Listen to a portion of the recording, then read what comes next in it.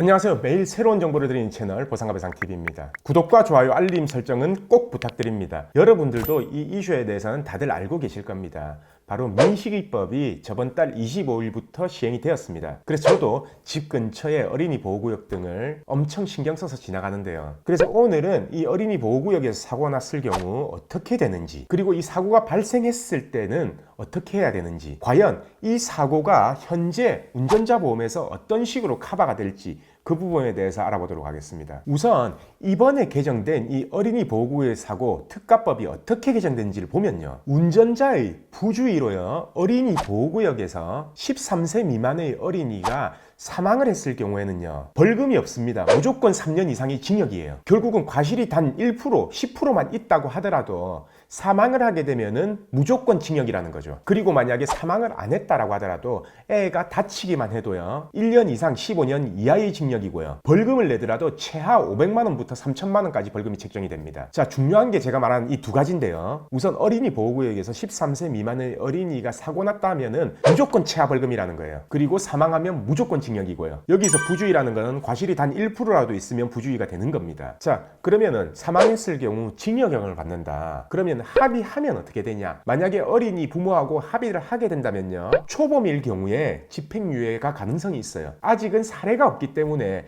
집행유예다, 합의를 해도 집행유예다, 아니면은 구속된다 라는 기준이 아직은 없는데요, 거의 대부분의 사망사고를 보면요 합의를 하게 되면은 집행유예로 나올 가능성이 높습니다. 무슨 말이냐면은 형은 받지만, 실형은 받지만 그 집행을 유예를 해준다라는 얘기예요. 즉 깜빵은 안 간다는 소리죠. 그런데요, 과연 이런 사고가 발생했을 때요 부모님하고 합의를 하려면 합의금이 과연 얼마가 필요할까요? 자, 지금부터는요 이때까지 제가 사망사고를 처리한 결과, 그리고 합의를 수십 건 수백 건 해본 결과, 그 결과를 토대로 말씀을 드릴 건데요, 지금 이런 어린이 구역이 아니고요 그냥 일반 도로에서 무단횡단하다가 만약에 사람이 무단횡단을 했어요. 근데 차가 사람을 못 보고 이렇게 치여서 사망을 하게 했을 때요 평균적으로 보면은 형사합의금이 대략 5천만 원 정도 나옵니다. 피해자가 무단횡단한 상태에서 사고가 나도 사망을 하게 되면 한 5천만 원 정도가 합의금이 필요하다는 얘기예요. 그리고 만약에 무과실인 경우다, 음주운전이다 라고 하면은 형사합의를 1억까지도 하고 있습니다. 왜냐면요 예전에는 3천만 원 정도 한다라고 했거든요. 근데 요즘 나오는 운전자 보험이요 보통 보면은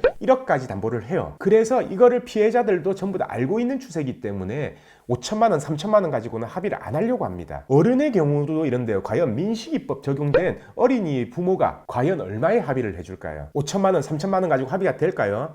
제 생각은 택도 없습니다. 왜 그런지 말씀을 드려볼게요. 요즘은요 어린이 보호구역에서는 다들 운전 조심해요. 그래서 어린이 보호구역에서 신호위반, 속도위반 하는 사람은 거의 없다고 보시면 됩니다.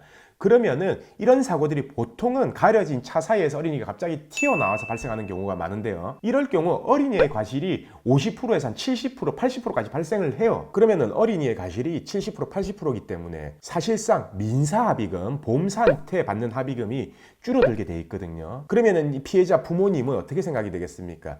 이 부분이 작아지기 때문에 나머지 부분을 이 형사적으로 받으려고 할 거라는 거죠. 그래서 제가 생각했을 때 5천만 원 택도 없고요 1억도 안 될 수도 있습니다. 왜냐? 합의를 안 보게 되면요 무조건 구속이에요. 무조건 3년 이상은 깜빵 가야 된다는 얘기입니다. 그래서 솔직히 말해서요 1억도 안 될 거라고 보고 있어요 저는. 그리고 어느 정도 자산이 있는 부모다라고 하면 합의를 아예 안 할 수도 있고요. 그러면 이제부터 이 민식이법에 관련된 이 운전자 보험을 어떻게 가입해야 되는지 알아봐야 되는데요, 솔직히요 다른 거 다 필요 없고요 형사합의금 부분만 보시면 됩니다. 제가 감히 말씀드리는데요, 이 형사합의금 부분은 무조건 1억 맞춰 놓으셔야 돼요. 그리고 1억 이상 들어가지도 않습니다. 왜냐하면 보험사에서 전부 다 전산을 공유하기 때문에 1억 이상 담보를 받지도 않아요. 저도 이것 때문에 기존에 운전자 보험을 2개를 중복하고 있다가 그 형사합의금이 6천만 원 밖에 안 되는 거예요. 그래서 이번에 1억을 추가해서 한번 넣어봤는데요, 기존 거 삭제 안 하고 일단은 지금 청약서는 작성해 놓은 상태입니다. 이게 인수가 될지 안 될지는 모르겠지만은요, 제가 인수되면 다시 말씀을 드릴게요. 그럼 저는 합계가 한 1억 6천 정도 되는 거죠. 그리고 기존에 1억이 가입돼 있다 라고 하시는 분들은 손댈 필요가 없어요. 이 벌금 때문에 손대시는 분들이 있는데요, 벌금 3천만 원 잘 안 나옵니다. 벌금으로 끝나는 경우는 제가 본 거 제일 많은 게 1,500만 원, 2천만 원이에요.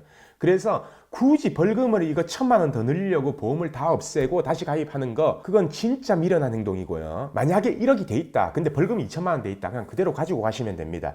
단 추후에 이 형사합의금 부분이 1억이 넘는 상품이 만약에 출시가 된다 라고 하면요, 그때 전부 다 갈아타시는 것을 추천드려요. 보험은 함부로 없애는 거 아닙니다. 안 없애고 해지를 안 하고 추가될 수 있는지 없는지 그걸 알아보셔야 되고요. 만약에 새롭게 내가 다른 보험 상품을 가입하고 싶다 라고 하면은 내 기준에 있는 거가 여기에 추가가 되는지 안 되는지 이 여부를 확인하셔야지 싹 다 없애고 다시 가입하는 행동은 진짜 어리석은 행동입니다. 그래서 오늘 제가 이 민식이법 관련해서 운전자 보험 그리고 형사합의는 과연 어떻게 되냐 이 부분에 대해서 말씀을 드렸고요. 종합적으로 제가 정리를 하면요, 운전자 보험에서 형사합의금 지원 부분은 담보 1억 무조건 들어가 있어야 됩니다. 그래서 지금 당장 확인해 보시고요, 운전하시는 분들이라면 꼭 방송 보시고 확인하셔서 안 됐을 경우 다시 알아보거나 담보 상향 조정하거나 하셔야 된다는 거 꼭 잊지 마시길 바랍니다. 그럼 이 시청하시는 분들 모두 안전운전 하시고요. 오늘 영상은 여기까지 하겠습니다. 내일도 새로운 주제를 가지고 오겠습니다. 오늘 영상 끝까지 봐주신 구독자분들께 감사드립니다.